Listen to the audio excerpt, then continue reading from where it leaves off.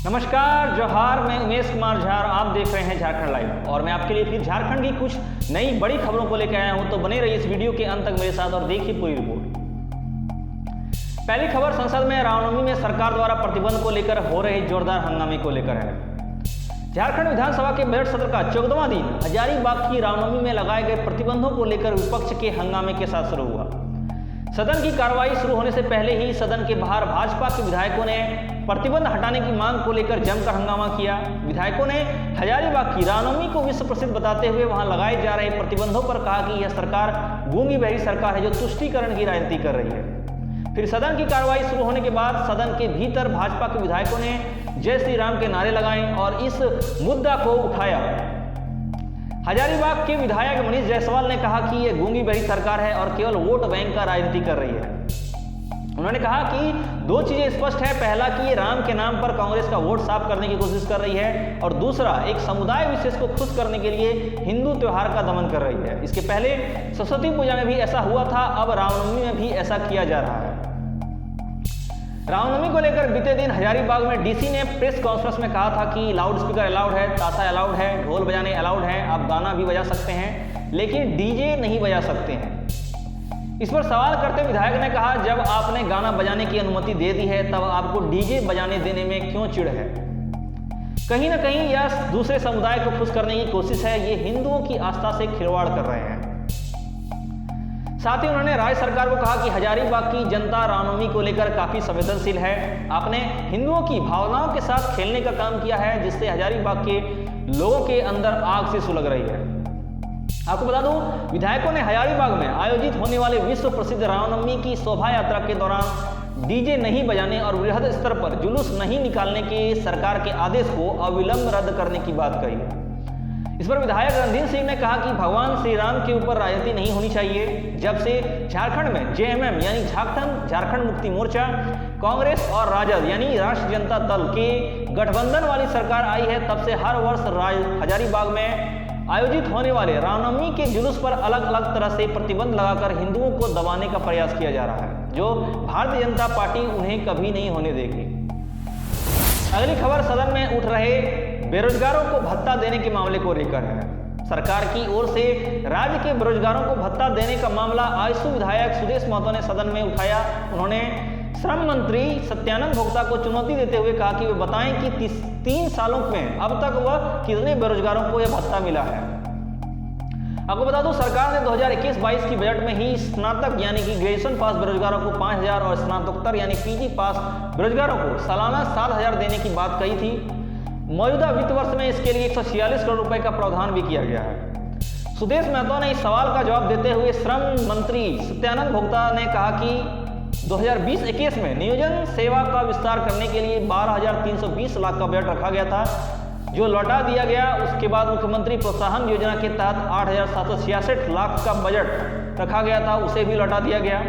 चालू वित्त वर्ष 2022-23 में मुख्यमंत्री प्रोत्साहन योजना, मुख्यमंत्री युवा उड़ान योजना, मुख्यमंत्री युवा सामर्थ्य योजना और मुख्यमंत्री प्रतिभा प्रोत्साहन योजना में कुल 8,322 लाख की राशि बजटीय उपलब्ध किया गया था, उसको भी लौटाते हुए नई योजना मुख्यमंत्री सारथी योजना को शुरू करने का निर्णय लिया गया है, जो 1 अप्रैल से शुरू होगी।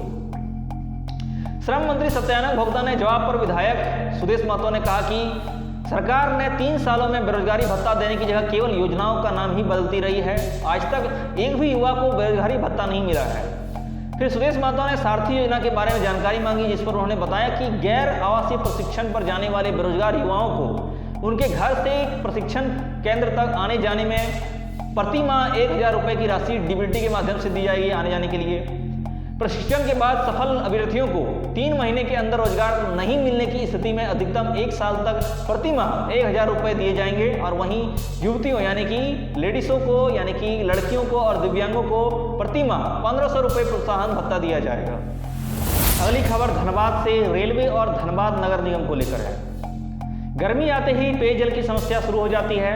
नगर निगम ने इससे निपटने के लिए पेयजल विभाग और झमाडा यानी झारखंड खनिज क्षेत्र विकास प्राधिकार के साथ मिलकर व्यापक स्तर पर योजना बनाई है। इसके साथ ही नोटिस भेजकर वाटर टैक्स नहीं देने वालों पर शिकंजा कसा जा रहा है। इससे बड़ी खबर यह है कि इस टैक्स नहीं देने वालों में रेलवे भी शामिल है। अकेले रेलवे पर ही धनबाद नगर निगम का 9 करोड़ का वाटर टैक्स बकाया है, जिसको लेकर रेलवे को कई बार नोटिस भी भेजा गया है।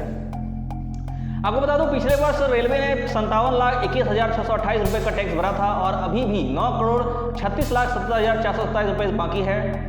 इस बार फिर से नगर निगम ने रेलवे को नोटिस भेजकर बकाया राशि जमा करने की बात कही। नगर निगम के पिछले महीने रेलवे को नोटिस भेजकर पैसा जमा करने का निर्देश दिया था, जिसके बाद रेलवे के अधिकारियों ने निगम में आकर पैसे देने का आश्वासन दिया था, लेकिन अभी तक निगम को बकाया नहीं मिल पाया है। पेयजल विभाग ने काफी पहले मेन राइजिंग पाइप से रेलवे का पानी का कनेक्शन लिया था, जिसको लेकर ये मामला है। नगर विकास के अनुसार रेलवे का होल्डिंग टैक्स भी जमा करना है, इसके लिए भी कई बार नोटिस भेजा जा चुका है। धनबाद नगर निगम का कहना है कि 1978 तक रेलवे धनबाद नगर पालिका को प्रतिवर्ष 3,55,000 रुपये होल्डिंग टैक्स देता रहा है। रेलवे अपने 370 क्वार्टर और 60 कार्यालय का टैक्स जमा करता आया है, इसके बाद टैक्स देना बंद कर दिया, यानी कि 1978 के बाद टैक्स देना बंद कर दिया। रेलवे ने ऐसा किस स्थिति में किया, इसकी जानकारी भी नहीं दी जा रही है।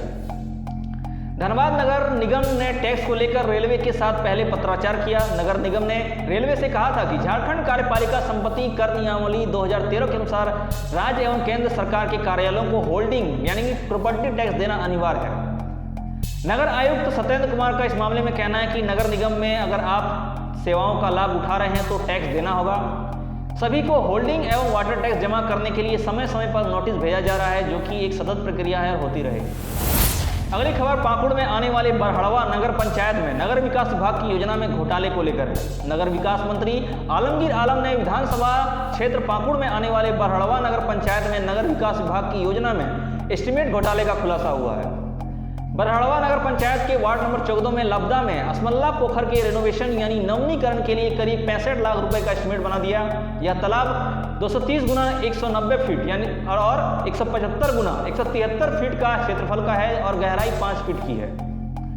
भूमि संरक्षण विभाग द्वारा 200 गुना 200 फीट लंबाई व चौड़ाई में 12 फीट गहराई के तालाब के निर्माण के लिए 10 लाख रुपए का एस्टीमेट बनाया जाता है, लेकिन यहाँ उतने ही क्षेत्रफल को मात्र 5 फीट गहरा करने के लिए 25 लाख रुपए का एस्टीमेट बना दिया गया है।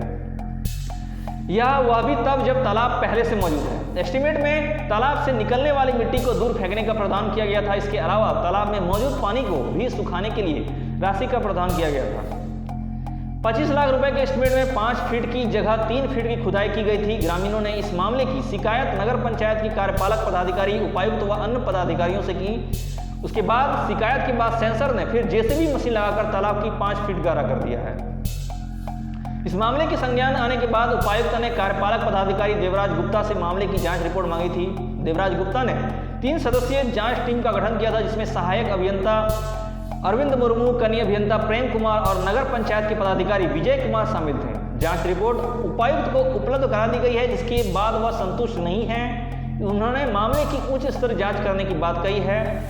अगली खबर भारतीय वायुसेना में अग्निवीर वायु के तहत युवाओं की भर्ती को लेकर है। भारतीय वायुसेना में अग्निवीर वायु के तहत अधिक से अधिक युवाओं को भर्ती के लिए जिला प्रशासन प्रोत्साहित कर रहा है। जो भारतीय वायुसेना में भर्ती होने का सपना देखते हैं, उन सभी युवाओं के लिए यह सुनहरा अवसर है।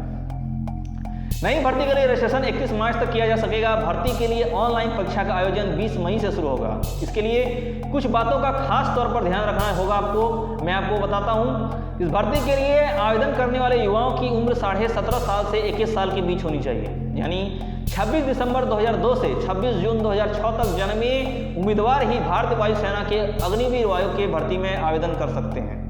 लंबाई कम से कम 152.5 यानी कि 152.5 सेंटीमीटर होनी चाहिए। इससे पहले अभ्यर्थियों को 31 मार्च तक वेबसाइट पर रजिस्ट्रेशन कराना होगा। इसके बाद 20 मई 2023 से ऑनलाइन परीक्षा शुरू होगी। अग्निवीर वायु भर्ती के लिए अविवाहित पुरुष और महिला उम्मीदवार रजिस्ट्रेशन कर सकेंगे। भर्ती से संबंधित नोटिफिकेशन आपको आधिकारिक वेबसाइट अग्निपथवायु.cdac.in पर मिल सकता है। भारतीय वायुसेना में अग्निपथ योजना के तहत अग्निवीर वायु के लिए मैथ, फिजिक्स और इंग्लिश के साथ 12वीं पास करने वाले ही आवेदन करने के लिए पात्र होंगे। 12वीं में कम से कम 50% अंक लाना होगा आपको। इस सभी विषय को मिलाकर कम से कम 50% अंक भी होने चाहिए। विज्ञान के बिना पढ़ाई करने वाले छात्रों को किसी मान्यता प्राप्त बोर्ड से अंग्रेजी में 50% और ओवरऑल भी 50% अंक के साथ पास होना 12वीं जरूरी है। साथ ही ऐसे युवाओं हैं जिसने किसी सरकारी मान्यता प्राप्त से, पॉलिटेक्निक संस्थान से engineering, electrical, electronics, automobile, computer science, instruments technology या इंफॉर्मेशन टेक्नोलॉजी में 3 वर्ष का डिप्लोमा इंजीनियरिंग का कोर्स किया है, वो भी अग्निवीर वायु के तहत इसमें आवेदन कर सकते हैं। इसके अलावा 2 वर्षीय वोकेशनल कोर्स करने वाले अभ्यर्थी भी इसके लिए आवेदन कर सकते हैं। अगली खबर झारखंड में शिक्षकों की नियुक्ति को लेकर है। झारखंड कर्मचारी चयन आयोग यानी JSSC ने स्नातक प्रशिक्षित शिक्षक नियुक्ति प्रतियोगिता परीक्षा 2016 के तहत हाई स्कूल शिक्षक नियुक्ति में हिंदी और अंग्रेजी विषय में 537 अभ्यर्थियों की सूची राज्य मेधा सूची के आधार पर जारी कर दी है। इनमें हिंदी विषय में 307 और इंग्लिश में 230 अभ्यर्थी शामिल किए गए हैं। इसे आप JSSC के ऑफिशियल वेबसाइट में जाकर देख सकते हैं। इन सभी अभ्यर्थियों से शीघ्र ही जिले का विकल्प लिया जाएगा। इसे लेकर आयोग द्वारा अपनी वेबसाइट पर लिंक जारी किया जाएगा। इधर आयोग ने कुड़ुख, बांग्ला और वाणिज्य विषय के अभ्यर्थियों के लिए 22 मार्च तक जिला का विकल्प मांगा है। आपको बता दूं, सर्वोच्च न्यायालय के आदेश पर राज्य मेधा सूची जारी करते हुए इन अभ्यर्थियों की नियुक्ति के लिए जिले का विकल्प मांगा जा रहा है। आयोग ने पहले ही कई विषयों में शिक्षकों की नियुक्ति के लिए अभ्यर्थियों से विकल्प मांग लिए हैं और कई विषयों में नियुक्ति की अनुशंसा भी भेज दी गई है। आयोग द्वारा पूर्व में संस्कृत और अन्य विषयों के लिए अनुशंसित 155 अभ्यर्थियों में 85 अभ्यर्थियों की नियुक्ति के निर्देश सभी जिलों को भेज दिए गए हैं। स्कूली शिक्षा एवं साक्षरता विभाग ने संबंधित जिलों को नियुक्ति की कार्रवाई के लिए 25 मार्च तक पूरा करने का निर्देश संबंधित जिलों के उपायुक्तों को दे दिए हैं। इनमें संस्कृत विषय में 74 तथा अन्य विषय में अंग्रेजी, गणित, भौतिकी, जीव विज्ञान एवं रसायन विज्ञान, भूगोल, अर्थशास्त्र, हिंदी में 11 अभ्यर्थियों की अनुशंसा शामिल है। फिलहाल के लिए इतना ही। हम आपसे फिर मिलेंगे नई खबरों के साथ। हमारे साथ यूं ही बने रहने के लिए देखते रहिए झारखंड लाइव। हमारे साथ अंत तक बने रहने के लिए धन्यवाद।